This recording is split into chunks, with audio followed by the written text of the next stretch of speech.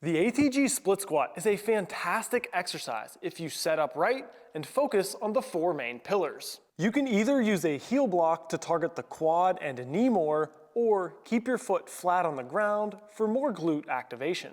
Then check off our pillars, keeping the chest tall, staying balanced and not wobbling, going as far forward as you can without pain, eventually ending with your hamstrings smashed into your calves, and do that while keeping the back leg relatively straight and knee off the ground. If you can't hit these pillars at full depth, raise the front foot. Start as high as you need to maintain good position. Then lower the height over time. For most, this will take weeks to months, not days, so be patient and keep working. If balance is an issue, hold on to something. Over time, try to use less and less assistance, but at first, use what you need to. Going slower will also help you control a position and not wobble so much. Once you can get to full depth comfortably, add load. Dumbbells at first because you can drop them easily, but barbells will likely be needed eventually for stronger athletes. For many, keeping the back leg straight will be the hardest part.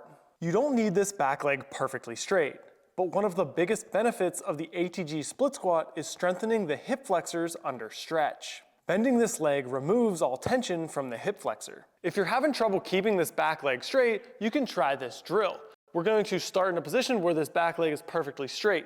Lower ourselves to a position where we feel a good stretch in this back hip flexor, but we shouldn't be in excruciating pain or anything like that.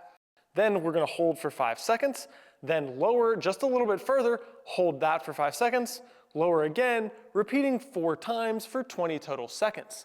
Then we're going to do 3 to 4 sets each side.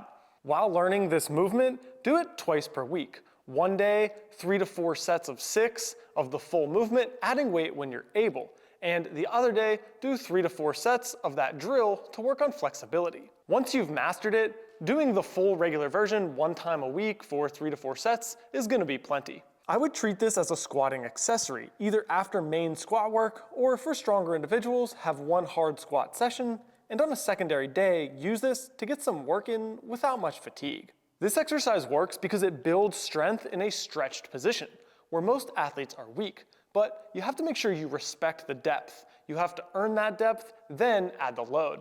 If you can do that and master the technique pillars, this will be a great boost to your athletic ability.